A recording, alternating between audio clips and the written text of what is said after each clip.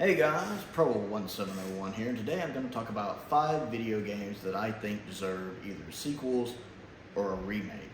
And they may have had sequels in the past, or prequels or something like that, though in some of the cases definitely they haven't. But just 5 games that I really enjoyed that I would like to see come back in some way in modern times, either as a sequel or a remake. And these aren't in any particular order, I'm just going to discuss them. First on the list is Perfect Dark. I love Perfect Dark. I had a 64. I was just getting ready to graduate high school when it was releasing in 2000. It was such a fun game. It was my favorite first-person shooter all the way up until Left 4 Dead came out. So about a 9-year run where it was my favorite first-person shooter. I loved the story. I loved the multiplayer. I loved the bots. So even if my friends couldn't play, I could play in the multiplayer with the bots and run around with the remote mines. So much fun. So much fun. I know we had Perfect Dark Zero as a prequel, and it was fine. I don't think I ever actually beat it, but it was fine. Just it didn't live up to Perfect Dark. And I know supposedly we're getting a Perfect Dark sequel, but that seems to be going nowhere. It's taking forever. I just want a sequel to come out that harkens back to the original game. Now, granted, the original game is very dated. I noticed that. I have the 360 version of Perfect Dark, and I've still never played all the way through it. I mean, I beat the original game on 64, but I never have played all the way through the 360 version. So it definitely shows its age. It's still a fun game, but it definitely shows its age. So I would like some, if it was a straight up remake, some good quality of life improvements to bring it up to a modern sensibilities. Or even a nice sequel to it would be fun. But I loved Perfect Dark, and I would love to see Perfect Dark come back in some way. Next on the list, and if I was ranking these, this would probably be number 1, is Eternal Darkness. I love Eternal Darkness, Sanity's Requiem on the GameCube. That game is phenomenal. I've never played a game quite like it. It's the only game I've ever played with a sanity meter. You have a life meter, a magic meter, and a sanity meter. And when that sanity meter starts getting low, the game screws with you. It screws with you on so many ways that I won't spoil here. If you've never played it, go play it. It's awesome. But you get to play as a nice cast of characters that all tie together in an interesting story.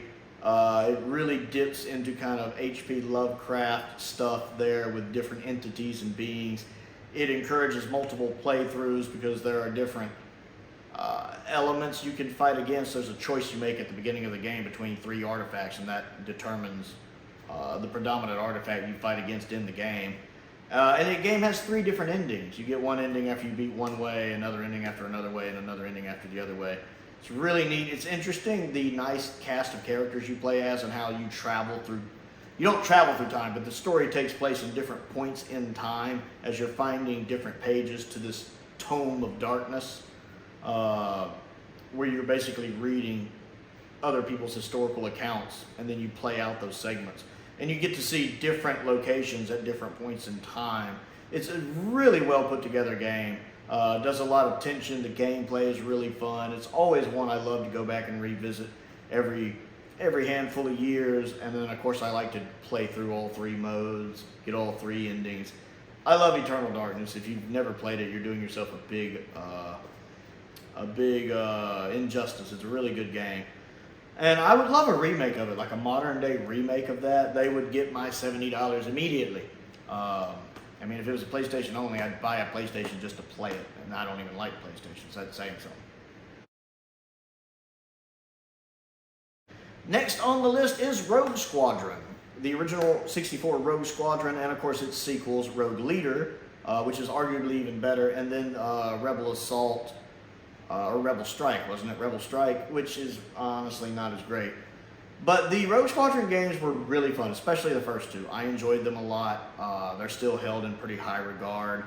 I'm kind of surprised we've never gotten another one. I mean, we've had other X-Wing fighters, but none of them quite jive for me the way Rogue Squadron did. I played the 64 one a lot. I played both of the GameCube ones a lot. I'm still surprised they've never resurrected this franchise. I think it was Factor 5 that made it, and I know they're no longer a thing. But if they could find out who owns the IP, which they may know, I don't know. I don't understand why you don't resurrect this with just a full-on remake. because name brand alone would definitely get people going, ooh. Because I enjoyed the Rogue Squadron games and would love to see them make a comeback, as long as they played like a modern, updated version of those old games, if that makes sense. Next on the list is a game a lot of people seem to have forgotten about. It never got a lot of marketing. It's called Singularity. I loved this game. I will never forget, somebody reviewed it and they said it's the best game of 2010 that nobody ever bought. This game just never got marketing. It is really fun. The gameplay is absolutely awesome. The story is amazing. It is that one game. It's quite possibly the most underrated game I've ever played, to be honest. It might officially be the most underrated game I've ever played. It just never seemed to get the attention it deserved. But the reviews for it were fine. I seem to remember it getting like 7s to 8.5s. So pretty decent good reviews. The reviews weren't bad for it.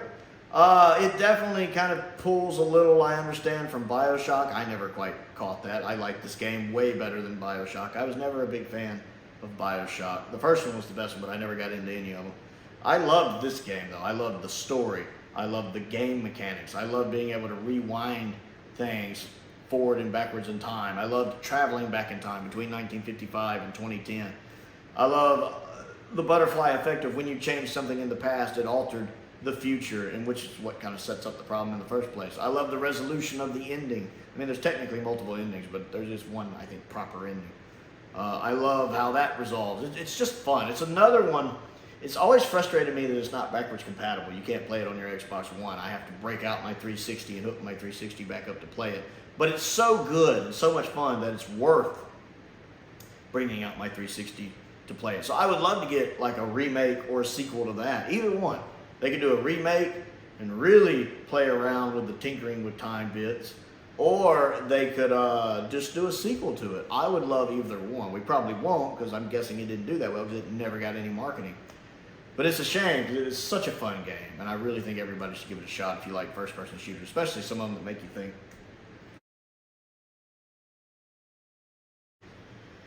And last on the list, this is just a personal one of mine, is an NES game called The Guardian Legend.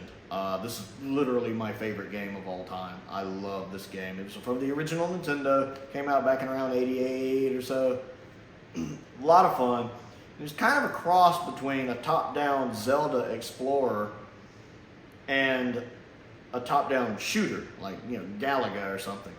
It's a cross between those, because you're exploring this abandoned biosphere that you have to destroy, and you have to go into these corridors where your character turns into like a small fighter plane. Then you have to do those missions, and then you go back out and turn back into the road. It's really hard to explain, but it's an interesting hybrid of the two genres, and it works really well. It's got a fantastic soundtrack. Love the soundtrack. Love upgrading the weapons, and I love the graphic. It's a lot of fun. Again, it's my favorite game. I've went through it several times. Now, there have been some ROM hacks of it where people have done kind of remakes as ROM hacks. I've played one or two of those. They're a little too difficult, in my opinion. I never like when somebody takes a ROM hack and just makes it brutally hard. The original game is a fine challenge. You don't need to make it more difficult. But I would love to get like a full-on remake of it, even a sequel to it.